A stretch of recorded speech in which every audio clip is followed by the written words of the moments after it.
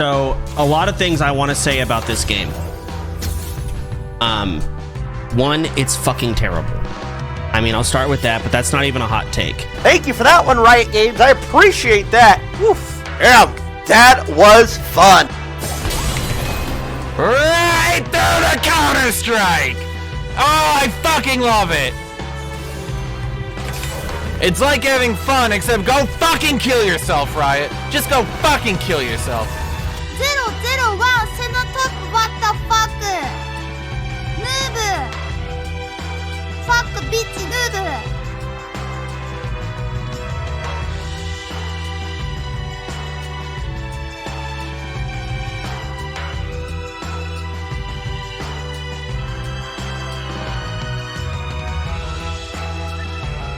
The reset forward, looking for a pentakill. We're in Sweden. The Swedish are getting it.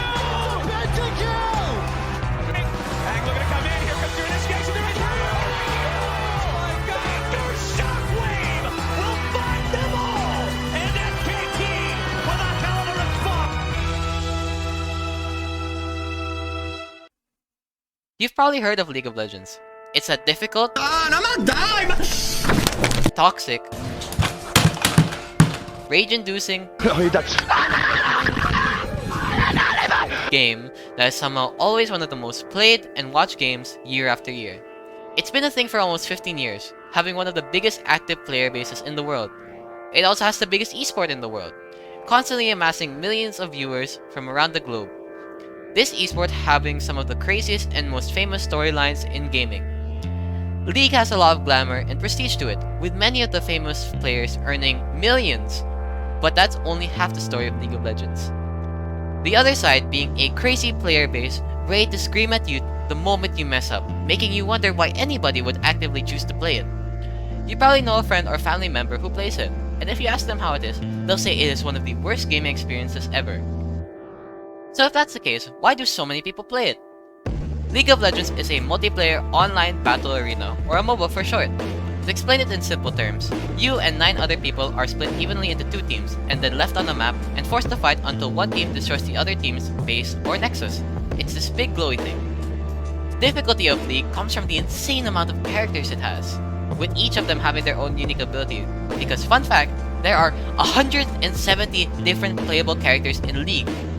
Not only are there a wealth of characters, but there are also different items used in different situations. Think of these items as tools, and you can only use them in specific situations, but you have to know when to use them.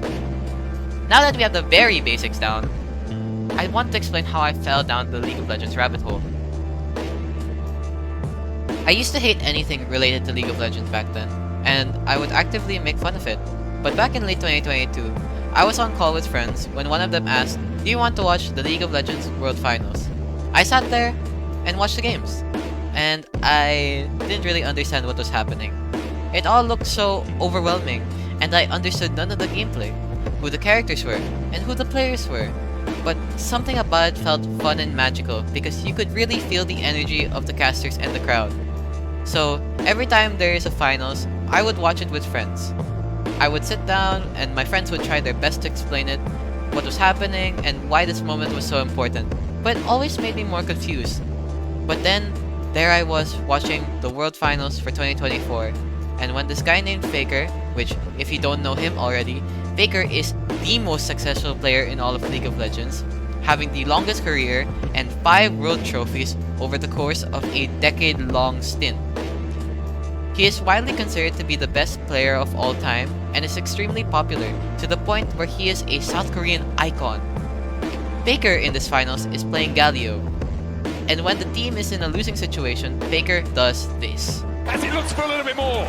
Oh, they go back in. Baker flashes in, and down goes Knight. Once again, when you need someone, when you need anyone to stand up and show just what this game's all about, it's Faker. He finds another T155, and alongside it, the Baron in their mind, just looking for the prize. They're hungry for it. T1 are the past, the present, and the future. That moment left me speechless because of how impressive it all looked, and it gave me the motivation to finally try and play League of Legends. Welcome to Summoner's Rift. Now, when I first played League, I played it with friends because I've learned that online games are more fun if you have someone there who you can personally attack if they do bad. In League, there are 5 different roles to choose from: top lane, jungle, mid lane, bottom lane, and support. I played Galio at the beginning because of what I saw at Worlds. There's caught out, killer instinct in by LPOG, collapsing 4 members strong, the hero's entrance. Oh, Sayas! Faker joins the fight. Elko with the stopwatch, Faker in the middle of them all, and it seems like death may have arrived, and his name is Faker. He's here for your lives. The rest of T1 begin his collapse. Faker's gonna fall as he pulls the stopwatch, manages to buy himself a second. Owner here to save his mid laner once again, and Faker still stands. He has ascended. Which is primarily played in the mid lane of the map. Now, here's where I need to explain how champions work, because each champion has 5 abilities and Galio is no different. He has a passive ability which allows him to hit enemies with a stronger basic attack every few seconds. His Q throws a whirlwind, dealing damage in its path. His W taunts opponents, which leaves them unable to act. His E makes him dash forward, and when he hits an enemy, he stuns them. And his R is the big area of death that we saw Faker use in the clip. On the surface, his moveset is simple enough, but the difficulty of League comes from the large balancing you have to consider because every second you have to make a decision on the map. Since we are playing in the mid lane of the map, I have to fight the other team's mid laner. We have to kill minions for money and experience, to level up and get better and better items. In the beginning, it was very difficult for me to kill minions, because I didn't really understand when exactly I was supposed to hit them. You see, when you kill a minion, you have to be the last one to hit it, or else you won't get any of the money from it. So I was constantly hitting minions, trying to get the money, only for them to die before I could deal the last hit. Not only are you trying to kill minions, but you're also trying to dodge the abilities of your enemy mid laner, and try to hit them back with stronger abilities. You have to be able to kill minions, dodge champion abilities, and hit them back to an almost unconscious level. All while keeping track of your teammates on the map and to make sure you can take map objectives, such as a dragon, some grubs, a herald, or the baron. This is incredibly overwhelming for new players, especially since I came from FPS games where you simply just have to shoot someone in the head to win. Here, I not only have to kill the enemy, but I also have to kill the towers and manage my economy and know what items to use. Safe to say, I died a lot in my early days due to stupid reasons, such as walking up too far into the enemy territory, not realizing the enemy can dash towards me, the small minions. The problem with playing a champion like Galio is he relies heavily on his team to help him, because he doesn't really deal enough damage.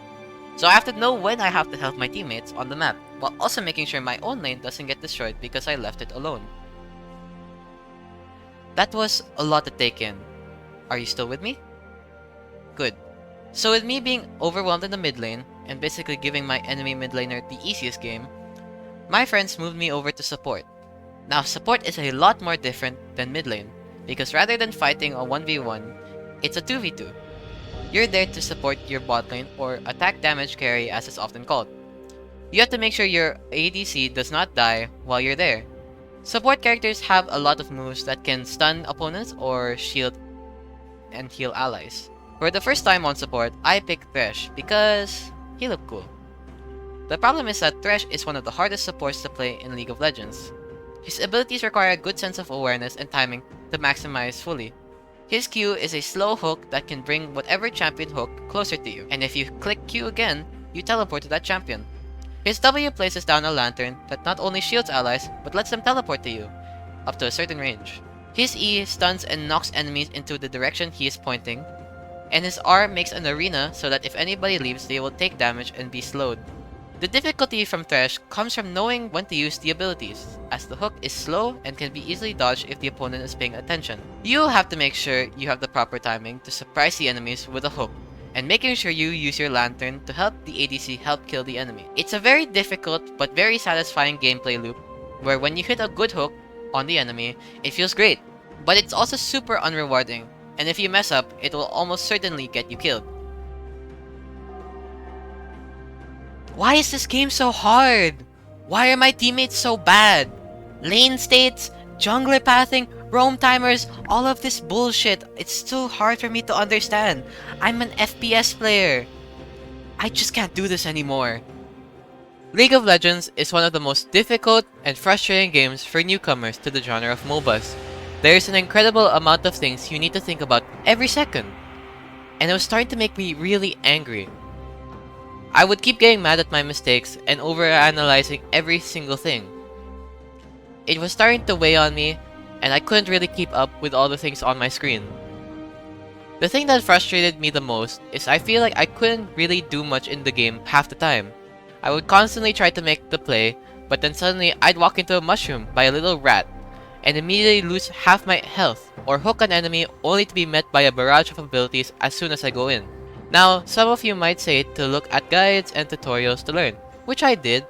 You've seen it, and you've probably watched it in one form or another, but what's it all about? Starting from ground zero, League of Legends is what you call a MOBA, short for multiplayer fight online and battle arena. You have your map to provide some League of Legends summoners. Don't worry, this is where one of those mandatory going to actually decide your role is going to describe what you're going to learn. Let's start Riot mid-loves and change the mess. We're choosing to begin with the guys. My biggest problem with League of Legends is how much of the game relies on you being in the know about how MOBAs work. The game's tutorial basically teaches you how to kill opponents, and that's it. League has way too much depth for this to be its tutorial. For example, half of the map is dark for what we call Fog of War, essentially allowing you to remain hidden to your enemies. You can negate this by placing vision wards in this Fog of War, to view that area for a certain amount of time. The problem with this tutorial is that it really doesn't teach you when or where to place these wards, because it's so situational, especially for the support role who has the responsibility of placing down these vision wards in optimal locations, so that you can see where the enemies are and not get surprised. That is just outside of combat things that you need to worry about. You also have to be aware of matchups, because apparently a literal celestial being bigger than the size of our galaxy can be easily countered by a fish out of water. I'm not joking. League of Legends have many different matchups due to its many different characters, because all are unique and have different abilities, which essentially means you have to have a generally good understanding of every character's primary abilities to have a better chance at winning. But again, the tutorial does not teach you any of that. After all of that, after all my stress, my confusion, my gripes, my friends just told me to play other characters, such as the ones that were being used by pro players. But that didn't help at all. I was starting to play champs just because they were good, and not because they were fun. I was starting to lose my enjoyment of the game, and I'd start to groan every time we played. I really didn't have the same enjoyment I had playing League of Legends as I was watching the grand finals of Worlds back then. I could not compare it to Faker's grand entrance. Mine was just a simple entrance, if that makes sense. I was starting to feel the other side of League of Legends, the one that's full of toxicity and negativity, that turns off so many people from this game. It was starting to get too much. All the matchups and abilities and macro and micro and when to do what were so overwhelming, so I stopped.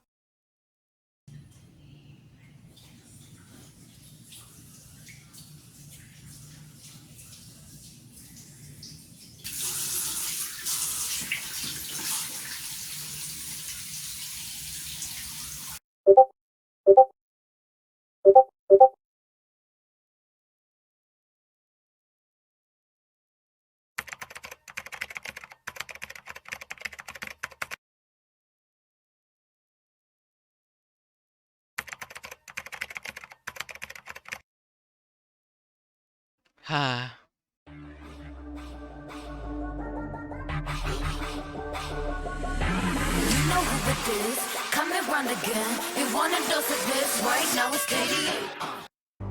It's weird to say that a single character really brought me back into League of Legends, but Seraphine has possibly my favorite character design in the whole game. Seraphine is a pop star from Piltover. However, the main difference between her and like your traditional pop star is that she is also a mechanic and from a poor family. So she kind of combines that aesthetic into her design, being mechy but also girl pop, if that makes sense. Seraphine is another support champion, but her main focus is healing your allies as well as stunning your opponents sometimes. The thing that was different about her is that she isn't really good or strong compared to other supports. But I wasn't playing her because she was good. I was playing her because I liked her.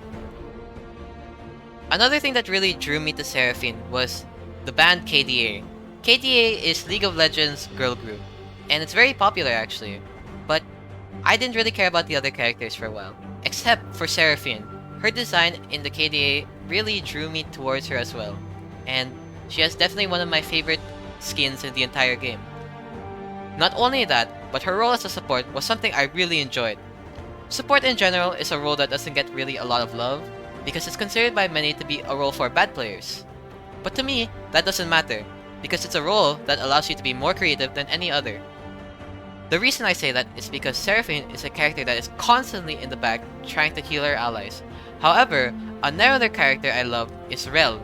Rel is a character who is always at the front of the fight, and the one starting it a lot of the time. Rakan is also another character who I like playing, because he's a constant pain in the enemy team, by getting right up into their faces and teleporting right back to his teammates. I was also starting to get more into the competitive scene of League of Legends, with there being around 15 years worth of competition. It was so fun to learn more and more about these big storylines, these underdog moments, and big games. Now, when I watched a competitive game, I could understand it. I could understand what was happening on the map. I understood everything that was happening. As I started watching more and more esports, I followed a player named Deft. Deft was a ragtag kid who dropped out of high school to pursue League of Legends. He was considered by many to be one of the best in the game. He had such amazing mechanical skills, and it was so flashy and jaw-dropping. He had all of this with him, yet he could never win a trophy. But he still kept going, and eventually, he finally won the World's Trophy in 2022. 기계처럼 살려고 했었는데 최근에는 그냥 제가 기계가 아니라는 걸 인정하고 The Cinderella story! DRX are pushing in! They have been doubted! They have been discounted! They have been dismissed! But DRX are your 2022 World Champions!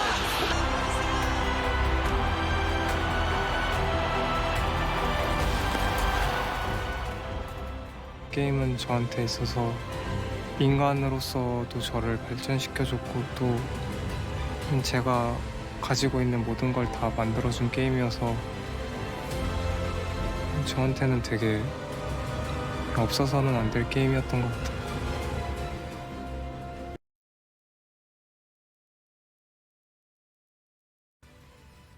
The most important thing to me is playing it with friends. I made a vow after I got back into League of Legends, which was to never play it without friends. Friends are the reason why I play League of Legends, and they make the experience so much more enjoyable. In online games, it's more enjoyable to have a connection to the people who you're playing with, rather than to just have strangers who you're playing with. And that to me is something I treasure a lot. People sort of tend to forget what games are meant to be at their core. Something that's meant to be fun and enjoyable to you, and not something you play just to compete against others in online rankings. I used to hate League of Legends, but playing it now has made me open up more to other experiences that I wasn't initially into. League of Legends to me is more than just a game. It's a way I can connect with friends who I would have never interacted with otherwise. It actively pokes and prods at me to get better because it keeps changing. Constant character changes, new characters added, new items added. It's constantly evolving while I play it. It also has some of my favorite character designs in all of gaming. Most importantly, I just want to have fun playing a game that can have so many moments. League has so many moments I can laugh at, be impressed by, or be mad at. Maybe one day, I'll get tired and stop playing League of Legends for a while. But picking it back up might give me the same feeling of first trying it, because it was so much fun back then. The rest of T1 begins to collapse. Faker's gonna fall as he pulls the stopwatch, manages to buy himself a second.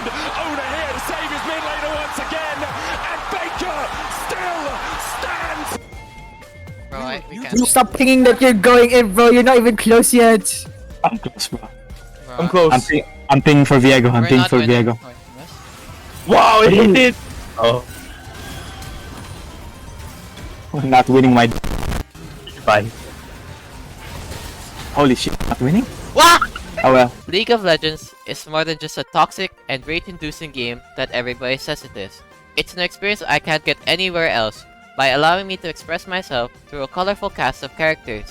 It allows me to be a person by having fun and being with others in a medium we all enjoy. Now, does that mean you should play it? No.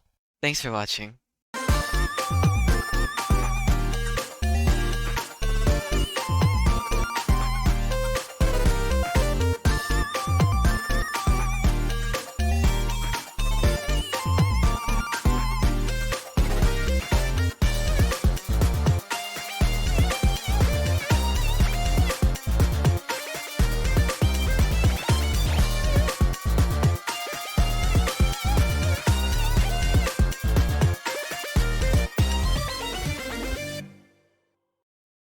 Thank God this video's done. I'm never fucking playing this game ever again.